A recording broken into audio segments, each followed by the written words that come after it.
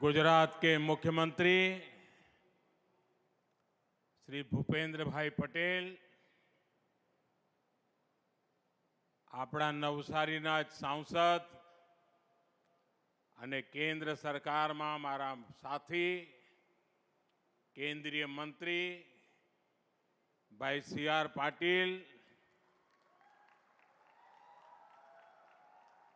મંચ ઉપર ઉપસ્થિત પંચાયતના સદસ્ય, આ લખપતિ દીદીઓ,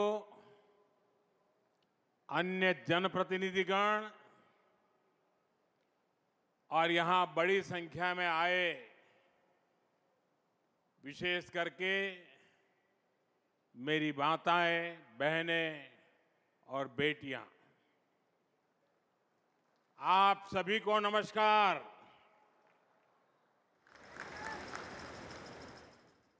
थोड़ा दिवस पहला મહાકુંભમાં માં ગંગાના આશીર્વાદ મળ્યા હતા અને આજે માતૃશક્તિના આ મહાકુંભમાં મને આશીર્વાદ મળ્યા છે। महाकुंभ में माता गंगा के आशीर्वाद मिले और आज मातृशक्ति के इस महाकुंभ में आप सभी माताओं बहनों के आशीर्वाद मिले। आज महिला दिवस का ये दिन गुजरात की मेरी मातृभूमि और इतनी बड़ी संख्या में आप सब माताओं, बहनों, बेटियों की उपस्थिति,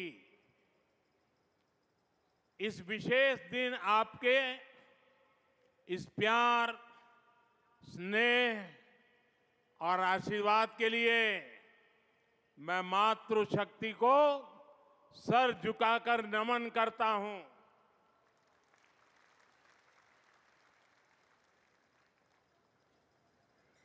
गुजरात की इस धरती से मैं सभी देशवासियों को, देश की सभी माताओं बहनों को महिला दिवस की शुभकामनाएं भी देता हूं। आज यहां गुजरात सफल और गुजरात मैत्री, इन दो योजनाओं का शुभारंभ भी हुआ है।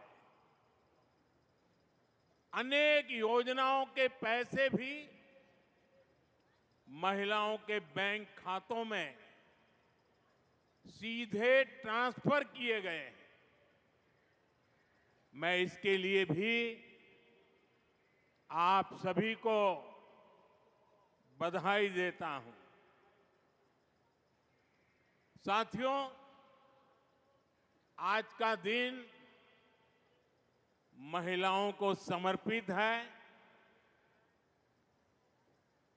हम सबके लिए महिलाओं से प्रेरणा प्राप्त करने का दिवस है, महिलाओं से कुछ सीखने का दिवस है। और आज के इस पवित्र दिवस पर मैं आप सभी का अभिनंदन भी करता हूं, आभार भी व्यक्त करता हूं। आज इस दिन मैं गर्व से कह सकता हूं कि मैं दुनिया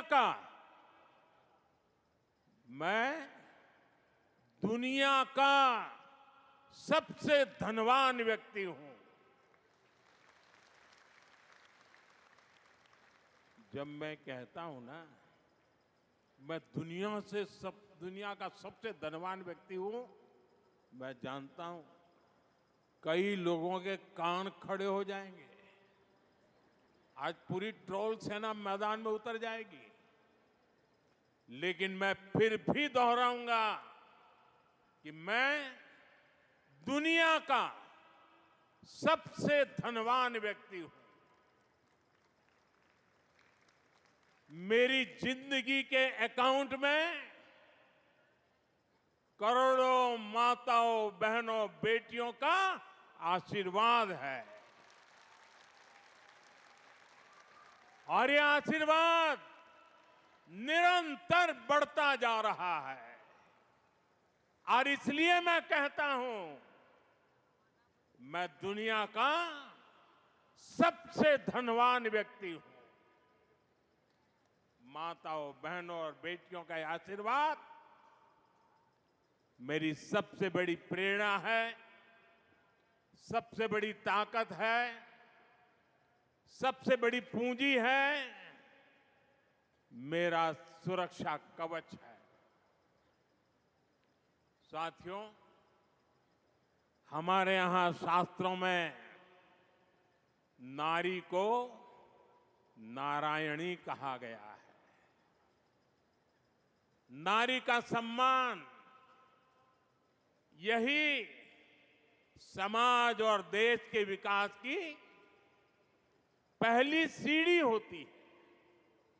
इसलिए विकसित भारत बनाने के लिए, भारत के तेज विकास के लिए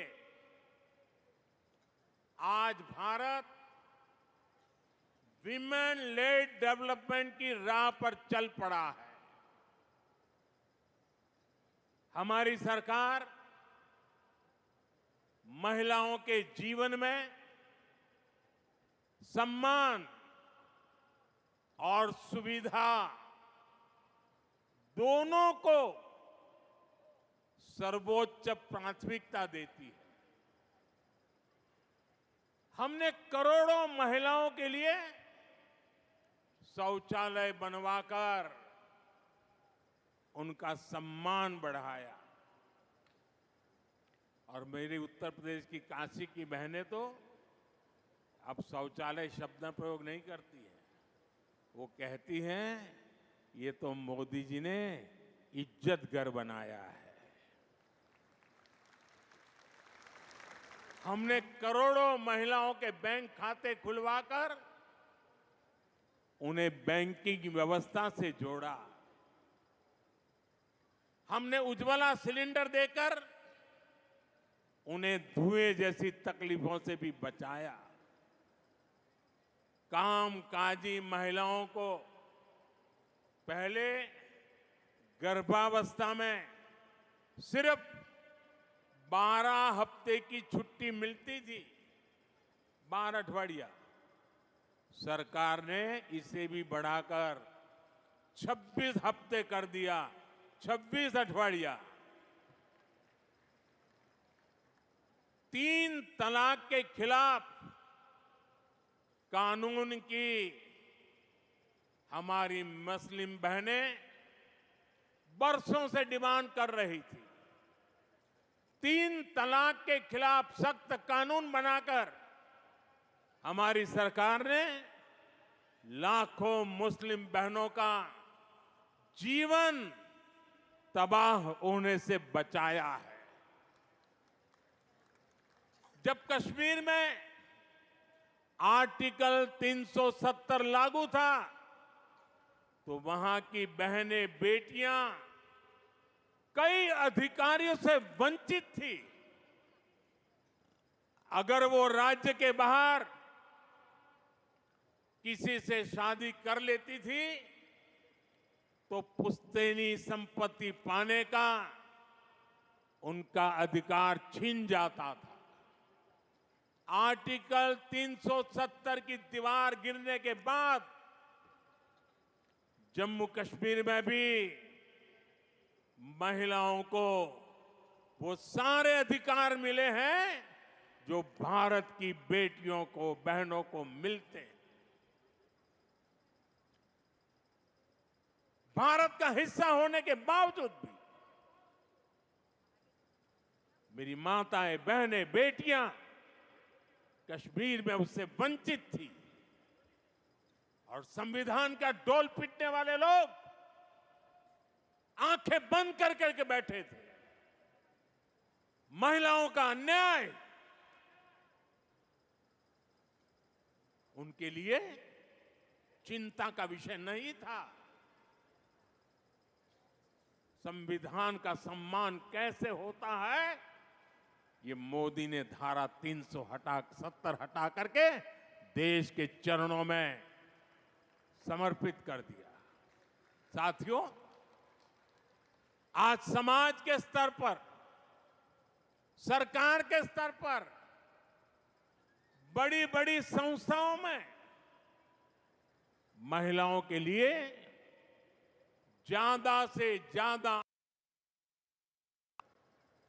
राजनीति का मैदान हो या खेल का मैदान, न्यायपालिका हो या फिर पुलिस, देश के हर सेक्टर में, हर क्षेत्र में, हर आयाम में महिलाओं का परचम लहरा रहा है। 2014 के बाद से देश के महत्वपूर्ण पदों पर महिलाओं की भागीदारी बहुत तेजी से बढ़ी है। 2014 के बाद ही केंद्र सरकार में सबसे ज्यादा महिला मंत्री बनी। संसद में भी महिलाओं की मौजूदगी में बड़ा इजाफा हुआ। 2019 में पहली बार हमारी संसद में 78 महिला सांसद चुनकर आई थी। 18वीं लोकसभा में, यानी इस बार भी 74 महिला सांसद लोकसभा का हिस्सा है। हमारी अदालतों में, न्यायपालिका में भी महिलाओं की भागीदारी उतनी ही बड़ी है। जिला न्यायालयों में महिलाओं की उपस्थिति 35% से ज्यादा पहुंच गई है। कई राज्यों में सिविल जज के तौर पर नई भर्तियों में 50% या उससे ज्यादा हमारी बेटियां ही चुनकर आई हैं। आज भारत दुनिया का तीसरा सबसे बड़ा स्टार्टअप इकोसिस्टम है। इनमें से करीब करीब आधे स्टार्टअप में कोई न कोई महिला निदेशक की भूमिका में। भारत अंतरिक्ष में, स्पेस साइंस में अनंत ऊंचाइयों को छू रहा है। वहां भी ज्यादातर बड़े मिशन को महिला वैज्ञानिकों की टीम लीड कर रही है। हम सबको ये देखकर गर्व होता है कि आज दुनिया में सबसे बड़ी संख्या में महिला पायलट हमारे भारत में है।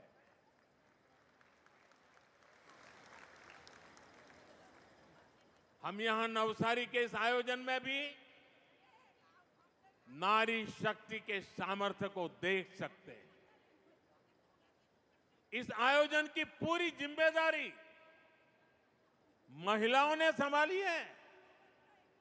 इतने बड़े आयोजन की सुरक्षा में जो पुलिसकर्मी और ऑफिसर तैनात हैं, वे सबके सब महिलाएं ही हैं। Constable, inspector, sub inspector, DSP से लेकर वरिष्ठ ऑफिसर्स तक यहां की सुरक्षा व्यवस्था महिलाएं ही संभाल रही है। ये नारी शक्ति के सामर्थ्य का ही उदाहरण है।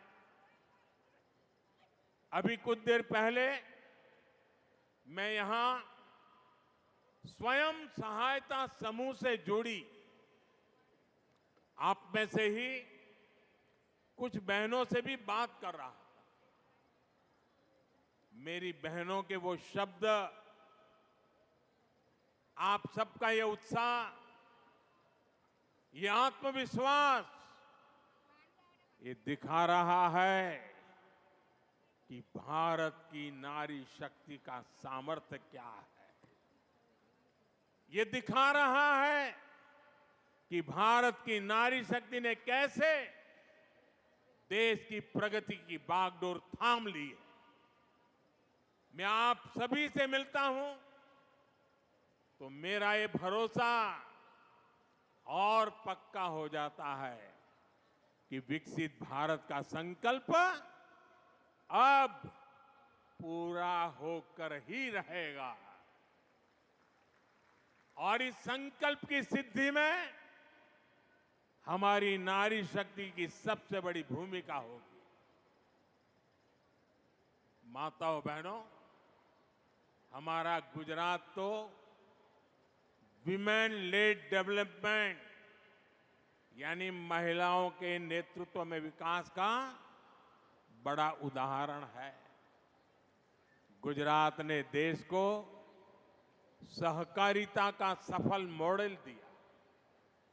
स्वयं सहायता समूहों से जुड़ी आप सब बहनें जानती हैं, गुजरात का सहकार का मॉडल यहां की महिलाओं के श्रम और सामर्थ्य से ही विकसित हुआ है। अमूल की चर्चा तो आज पूरी दुनिया में है। गुजरात के गांव-गांव से लाखों महिलाओं ने दूध उत्पादन को एक क्रांति बना दिया। गुजरात की बहनों ने न केवल खुद को आर्थिक रूप से सक्षम बनाया, बल्कि ग्रामीण अर्थव्यवस्था को भी नई ताकत दी। गुजराती महिलाओं ने ही लिज्जत पापड़ की शुरुआत की। आज लिज्जत पापड़ अपने आप में सैकड़ों करोड़ रुपए का एक ब्रांड बन गया है। माताओं बहनों, मुझे याद है जब मैं यहां मुख्यमंत्री के रूप में आपकी सेवा में था, तब हमारी सरकार ने बहनों बेटियों के हितों को ध्यान में रखते हुए चिरंजीवी योजना, बेटी बचाओ अभियान, ममता दिवस, कन्या केळवणी रथ यात्रा, कुंवरबाईનું મામેરું, सात फेरा समूह लग्न योजना, अभयम हेल्पलाइन, ऐसे कितने ही काम किए थे। जब नीतियां सही होती है तो नारी का सामर्थ्य कैसे बढ़ता है, गुजरात ने ये पूरे देश को दिखाया है। जैसे अभी मैंने दूध सहकारिता की बात की, डेयरी के काम से जुड़ी इन महिलाओं के लोगों के खातों में गुजरात ने ही, पहला એવું નહોતું, કાં તો કેશ આપે કાં તો ભાઈઓ પૈસા લઈ જાય। આપણે તો નક્કી કરી દીધું એ વખતે ડેરીમાંથી દૂધના પૈસા બહેનોના ખાતામાં જ જમા થશે, કોઈ ભાઈ એમાં હાથ ન લગાવી શકે और सीधे पैसे बहनों के खाते में ट्रांसफर करना शुरू किया था। आज उसी तरह देश के करोड़ों लाभार्थियों के खातों में कितनी ही योजनाओं का पैसा सीधा उनके खाते में पहुंचा।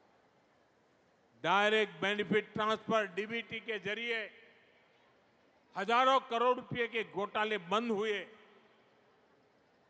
गरीबों को मदद मिल रही है। साथियों, गुजरात में ही भूज भूकंप के बाद जब घरों का पुनर्निर्माण हुआ तो हमारी सरकार ने वो घर भी महिलाओं के नाम कर दिए અને એ જે પરંપરા આપણે શરૂ કરી કે સરકારનું મકાન હવે બહેનોના નામે જ મળશે, આજે આખા દેશમાં आज जो पीएम आवास योजना चल रही है ना, वो सारी बातें वहां पर देश भर में लागू कर એટલું જ નહીં, બાળકને નિશાળમાં દાખલ કરે ને તો પાછળ બાપનું જ નામ હોય. મેં નક્કી કર્યું ના, માનું નામ પણ હોવું જ જોઈએ. 2014 के बाद से अब तक करीब 3 करोड़ महिलाएं घर की मालकिन बन चुकी है. साथियों, आज पूरी दुनिया में जल जीवन मिशन की भी बड़ी चर्चा है. जल जीवन मिशन के जरिए आज देश के गांव-गांव में पानी पहुंच रहा है.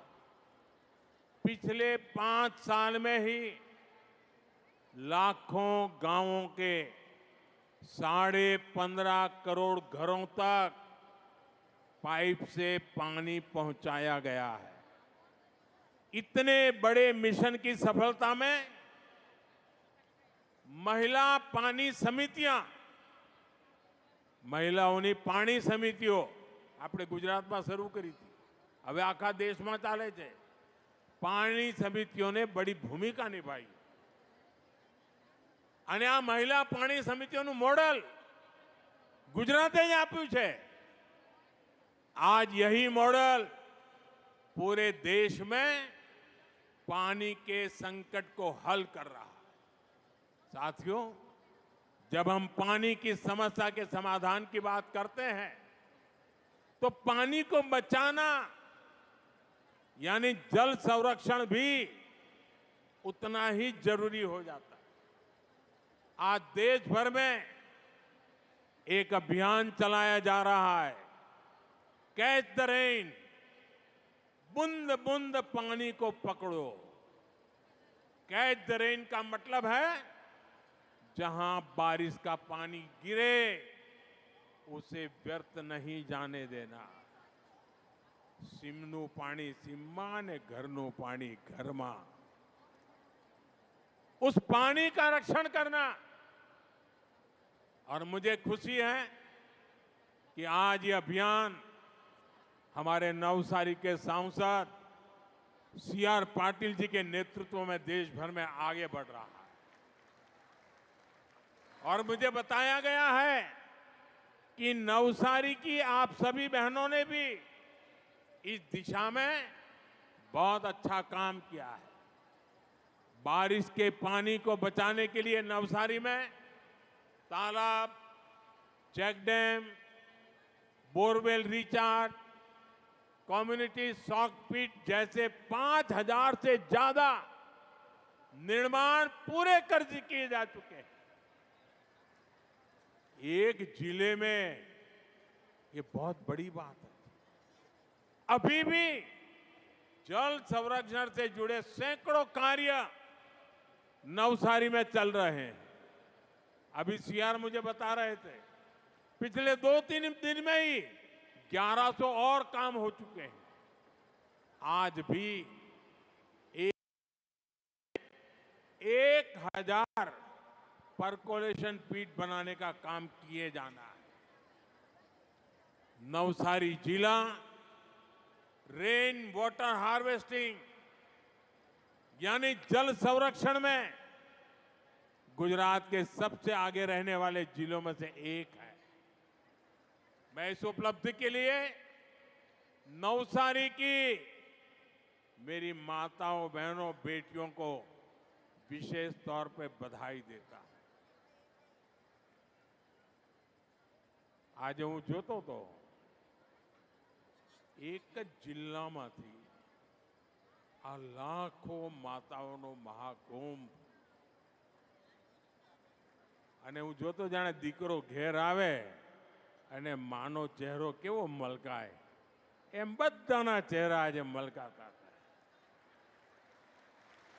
અને આ તો એવો દીકરો જેને તમે ત્રીજી વાર પ્રધાનમંત્રી બનાવ્યો. આપના આશીર્વાદથી બને છે. અને એટલે દીકરો ઘેર આવે ને માનું મોં મલકાય એમ આજે અહીંયા દરેક માના ચહેરા પર ये संतोष, ये आनंद અને આશીર્વાદના ભાવ મારા જીવનને ધન્ય બનાવતા હતા. साथियों, गुजरात की महिलाओं का सामर्थ्य, गुजरात के उदाहरण किसी एक क्षेत्र तक सीमित नहीं है. यहां पंचायत चुनावों में 50% सीटें महिलाओं के लिए आरक्षित की गई है.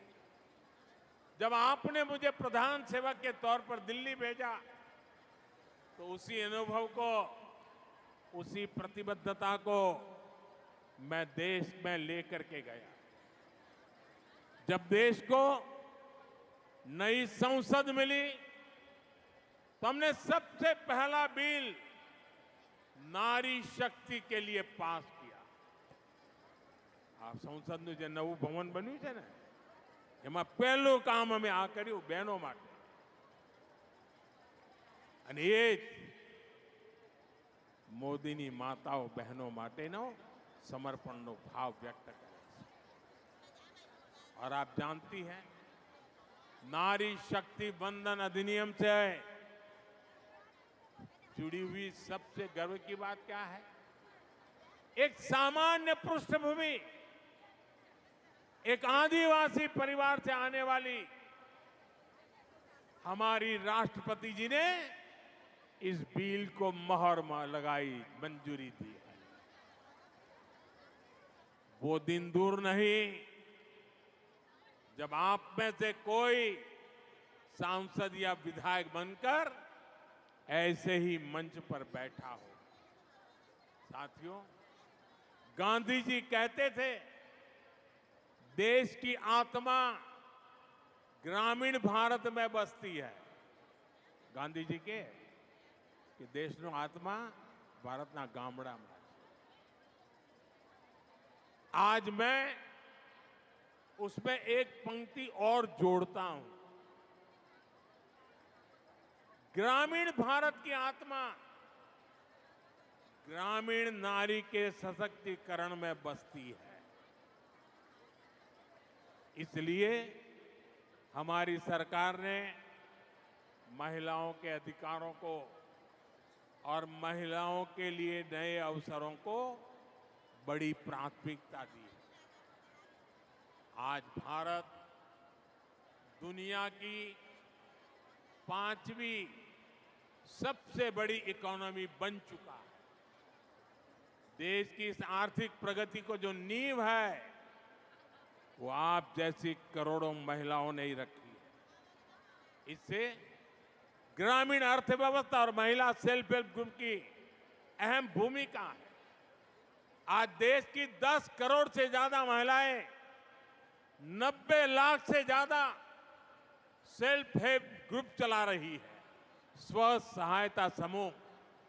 इनमें से 3 लाख से ज्यादा सेल्फ हेल्प ग्रुप अकेले गुजरात में काम कर रहे हैं. हमने देश की आर्थिक प्रगति के लिए इन करोड़ों महिलाओं की आमदनी बढ़ाने का संकल्प लिया. हम इन बहनों को लखपति दीदी बना रहे हैं. करीब 1.5 करोड़ महिलाएं ऐसी हैं जो लखपति दीदी बन चुकी है. अगले 5 वर्षों में हम कुल 3 करोड़ महिलाओं को लखपति दीदी बनाने का संकल्प लेकर चल रहे हैं. और जिस तेजी से बहनें काम कर रही है उससे तो लगता है शायद हमें इतना इंतजार भी नहीं करना पड़ेगा, उसके पहले ही हो जाएगा.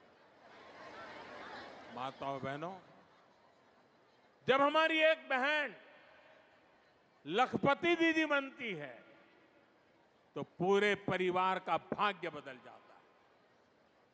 महिलाएं अपने काम में गांव की दूसरी महिलाओं को भी जोड़ती है और मेरा तो विश्वास है जिस काम को माताएं बहनें हाथ लगाती है ना, उस काम का गर्व भी बढ़ जाता है।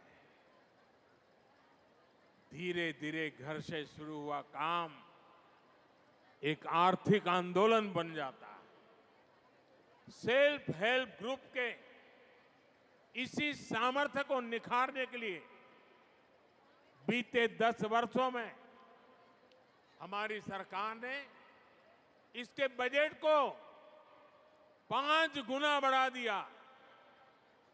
बजट 5 गुना बढ़ा दिया। इन स्वयं सहायता समूहों को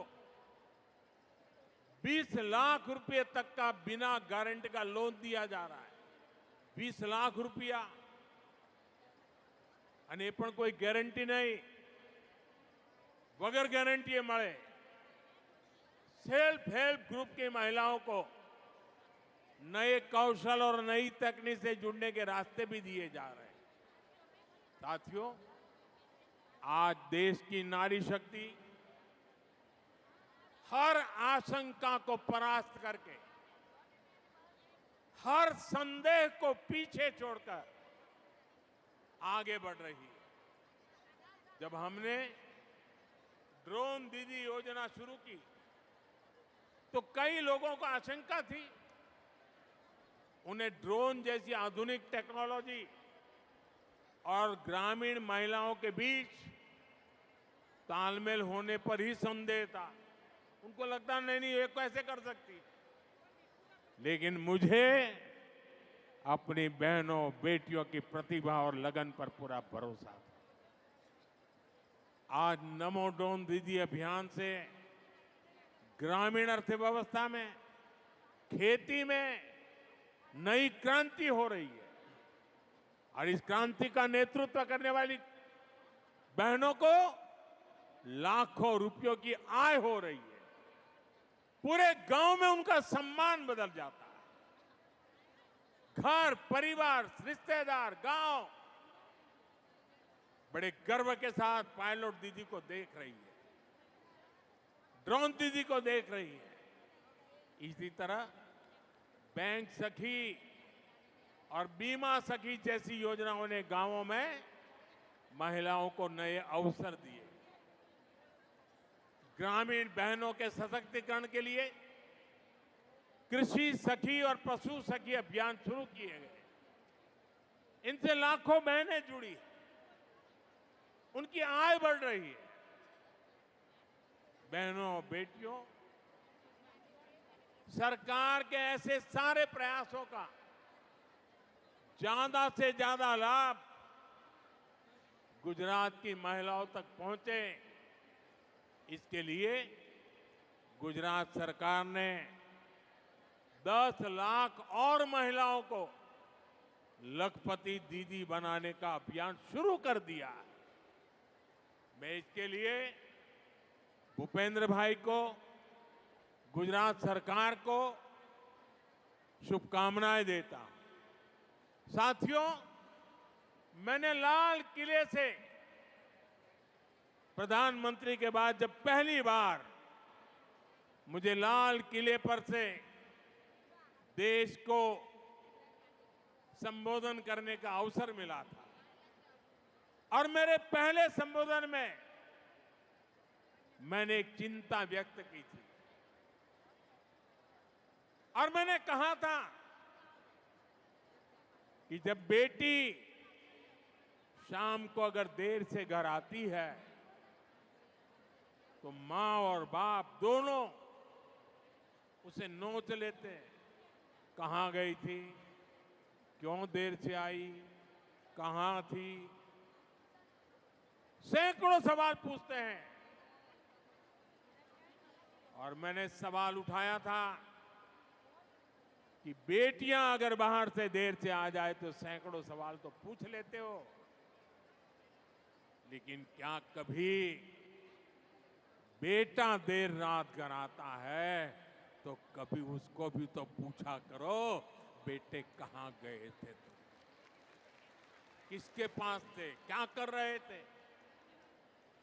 महिलाओं के खिलाफ होने वाले अपराधों को रोकने के लिए, एक बेहतर समाज बनाने के लिए ये बहुत जरूरी है। बीते दशक में हमने महिला सुरक्षा को बहुत बड़ी प्राथमिकता दी। उनके खिलाफ होने वाले अपराधों को रोकने के लिए नियम कानूनों को हमने और सख्त बनाया। महिलाओं के खिलाफ गंभीर अपराधों की तेजी से सुनवाई हो, दोषियों को तेजी से सजा हो, इसके लिए फास्ट ट्रैक कोर्ट्स का गठन किया गया। अभी तक ऐसी करीब 800 कोर्ट्स, 800 जेटली नवी कोर्ट देश भर में स्वीकृत की गई है और इनमें से ज्यादातर ने काम करना शुरू कर दिया। इनमें रैप और पॉस्को से जुड़े करीब 3 लाख केस तेजी से निपटाए गए हैं। बहनों અને બાળકો સાથે જોડાયેલા આવા અપરાધોના 3 લાખ કેસ એમાં ચુકાદા લાવી દેવામાં આવ્યા है। ये हमारी सरकार है जिसने रैप जैसे संगीन अपराध में बलात्कार करे ने અમે આવીને કાયદો બદલ્યો અને આવા પાપીને फांसीना माछड़े ज लटकावानो हो। फांसी की सजा, ये हमने कानून बदला।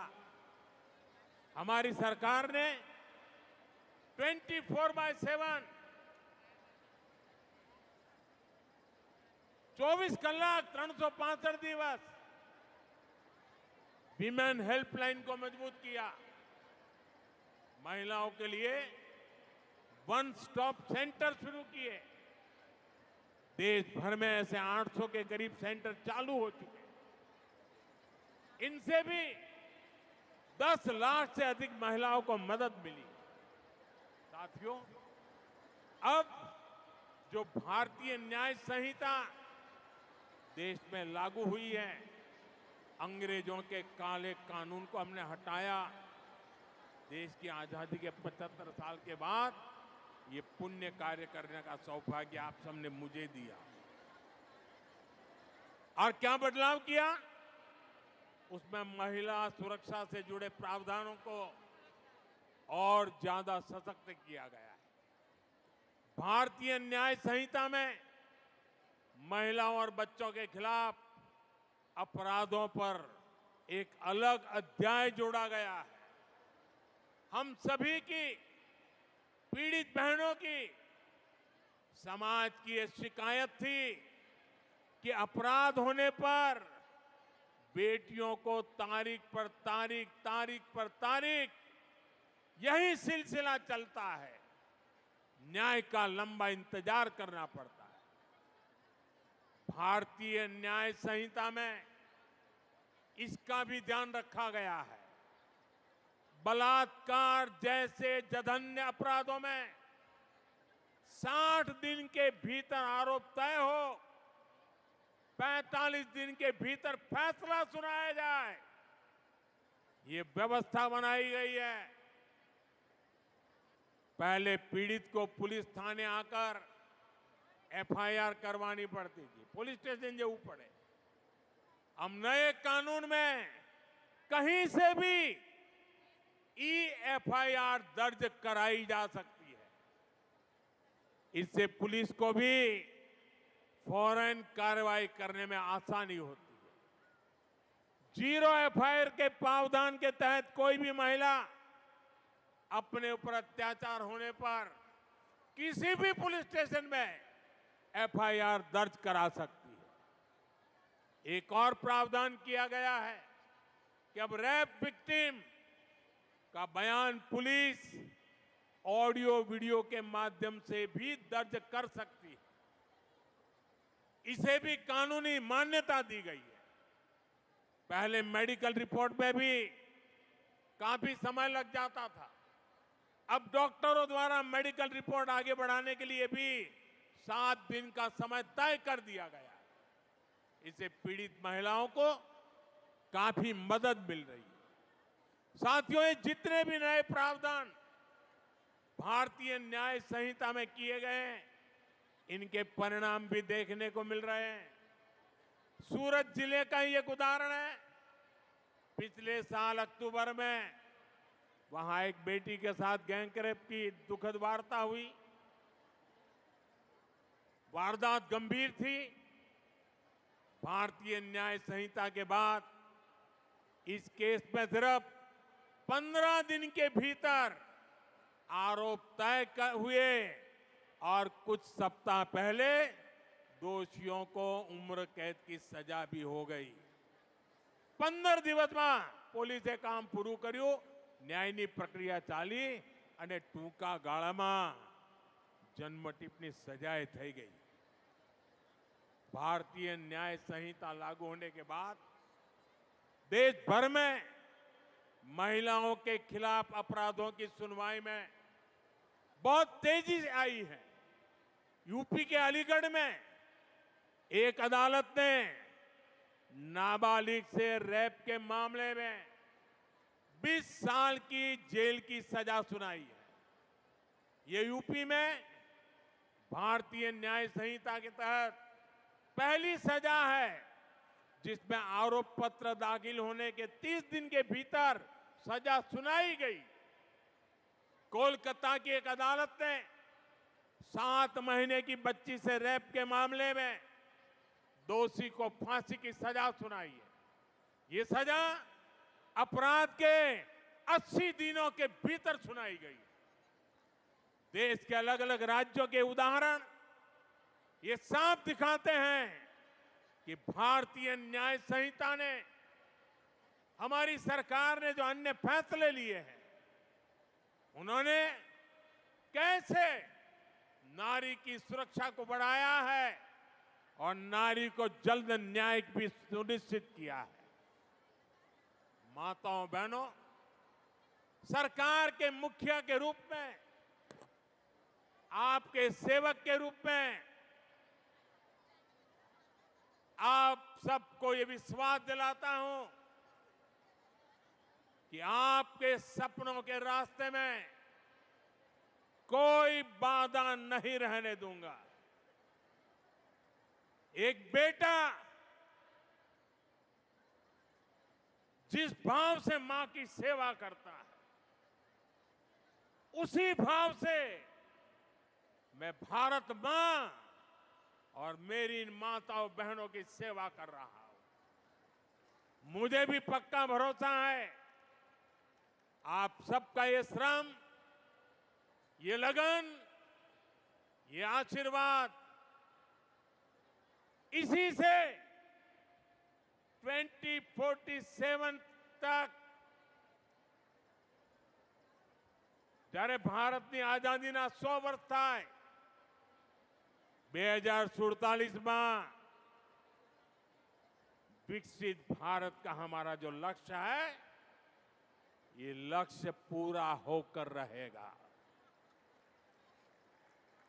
इसी भाव के साथ आप सभी को, देश की हर माता, बहन, बेटी को एक बार फिर महिला दिवस की बहुत बहुत शुभकामनाएं देता हूं, बहुत बधाई देता हूं।